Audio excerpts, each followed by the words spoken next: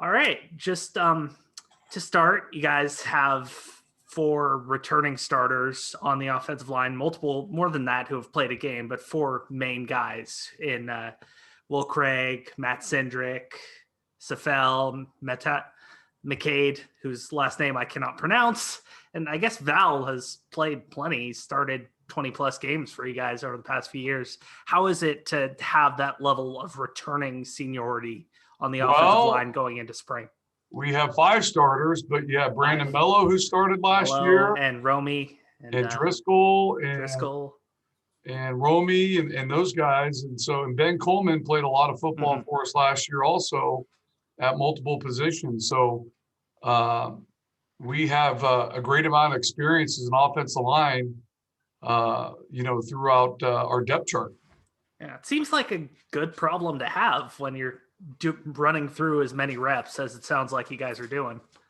It is, and we're fortunate to have high numbers on our roster right now, which gives us the ability to do a lot of offense versus defense, O-line versus D-line, O-line versus skill players in one-on-one pass rush. We're able to do that in two different groups. So we're getting a tremendous amount of repetition. So whether you're Mike Safel or a young freshman like Ender, they're getting pretty much the same amount of reps right now, which is what Coach Wilcox wants to do in spring football. It's all about fundamental development, and that's certainly what we're doing. Yeah, and just from the numbers that I have, it looks like you guys have 16 offensive linemen to work with right now, or is that the exact number? That's the number, yes. Okay. And so that would average out to about three groups. How is it having those three groups when, as far as I know, you're doing the two groups on each side, and it's like you can have two going at once? Oh, it's outstanding. Like I talked about earlier, anytime you can get guys playing experience, whether you're a fifth-year senior or, in Val's case, a sixth-year senior, or I think Tom Holmo or Steve Mariucci signed Val. So he may be in the teens for the amount of years he's been here. Jeez. But, anytime you can get those reps, it's invaluable. And, I've been in different situations throughout my coaching career. I can remember one year I had 7 offensive linemen. And, those guys were warriors fighting through spring ball. Now we're at the point where we can get high quality reps.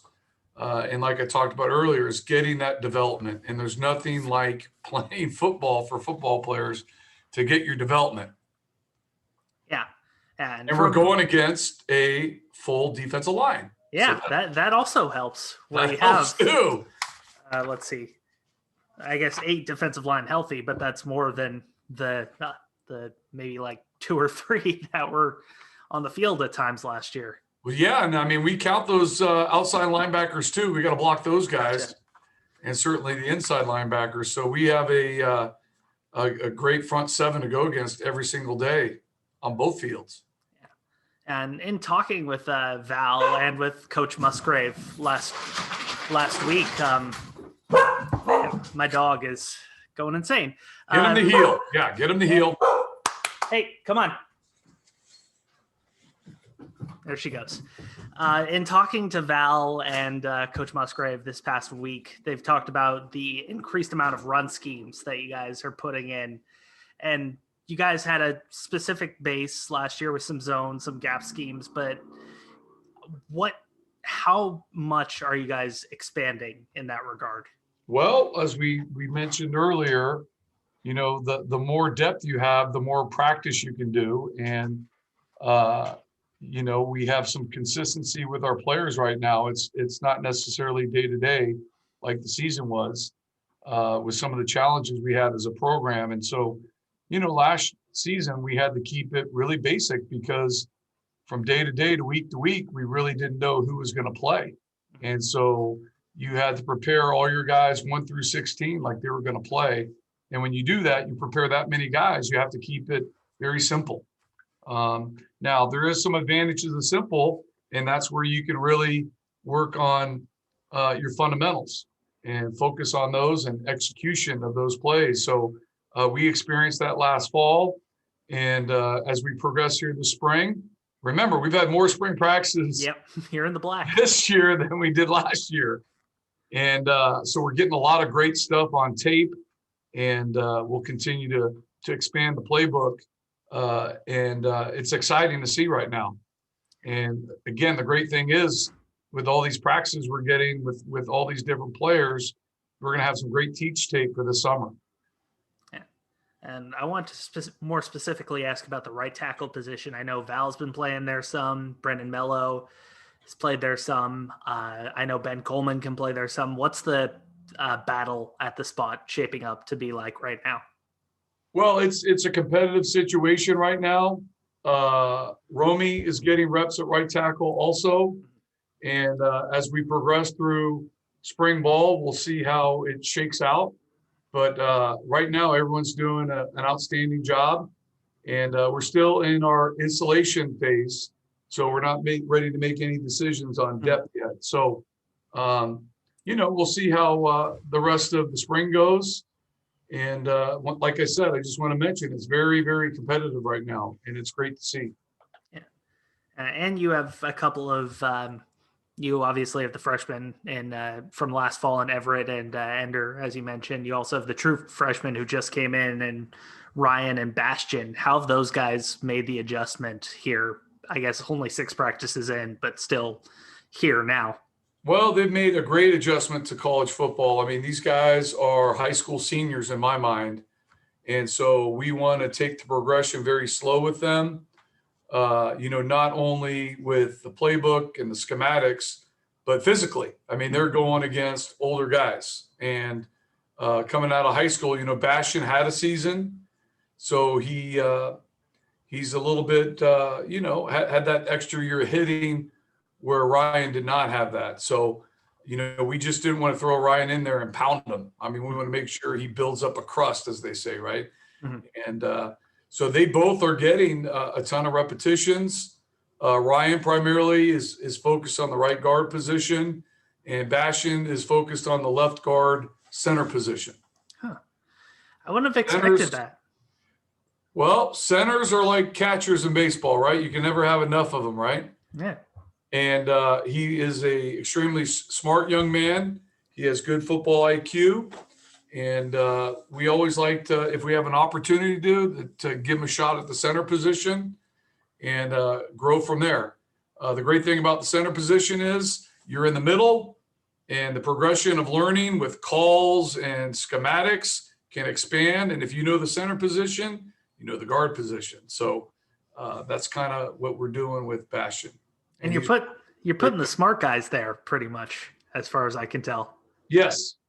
I mean, those guys make the calls. And so you have to have a sharp guy in there. And that's why I have Mike in there. Yes, for sure. Gotcha. And I wanted to ask about the sole lineman who hasn't come to campus yet, and Dylan Hemtegard. I saw something this morning. He was a presidential scholar athlete or presidential scholarship under consideration for that. What kind of kid is he? What kind of kid do you feel like you guys are getting? Well, he's a typical Cal offensive lineman. He's one of the brightest in the country, right? He's an outstanding young man. He has great character. He has tremendous work ethic. He's really developed himself in this last year and a half. He's fun to watch because he's playing football right now. Yeah. And so I'm able to get the link and watch him play. And so he's just one of these guys. He's going to be a great fit here at Cal. He'll be an interior offensive lineman for us. And, he's coming obviously later than our other freshmen on the offensive line, but he'll catch up. And thankfully we have Zoom and all the technology to, when his season's over, we can prep him for, his journey to Berkeley. But it's a good example. He's a good example of the type of recruits that we want to bring here to Cal. And I'm excited to have him. Absolutely. And from what I'm on shifting back towards practice, I've been told tomorrow's the first day of full pads. I guess, how excited are you guys to get back in full pads, especially on the offensive line? Well, just so you know, as the offensive line coach, every day is full pads. Okay. We That's a good point. I we did do not not. play If offensive line. we're out there in t-shirts and shorts, we're still executing the same fundamentals. If we're in shells with helmets and shoulder pads, we're still going full speed. We'll put it this way: we're wearing our knee braces every day. Okay, so I coach one speed, and if you've seen me coach, you know that one speed is full go all the time. I can hear you from across the stadium when I'm there. Well, I do have a melodious voice. It catches people, but I just, you have to have that attitude as an offensive lineman. You don't have time to relax by any means. You need to execute whatever your responsibilities are, and you need to do it full speed. So as offensive lineman, it doesn't change much. Obviously, the defense is going to get excited because it's a little more contact with ball carriers and those type of things. But yeah, I mean, I look forward to Saturday's practice. It's going to be spirited. It'll be a lot of fun. I'm sure there'll be a lot of people up on the hill. Yeah. I mean, the weather's pretty fitting for that right now. So. Oh yeah, I mean, it's beautiful out. Yeah. Let's see. The one other thing I wanted to ask about was, guys have a new tight ends coach in Jeep Christ, who has a ton of experience as an offensive coordinator, as an offensive line coach, and just with offenses in general. How has it been working with him over these first 6 practices? Oh man, he fits like a glove. He came right in and he understands our terminology. And I think a lot of that is his NFL background and working with Coach Musgrave. I mean, it's been seamless. It's been great. Obviously, I sit with him in the meetings right next to me, like my tight ends guy right there. And we do a lot of communication with the tight ends and the tackles. But no, it's been very smooth transition, and I'm excited to work with Jeep. Outstanding coach. All right. I'm going to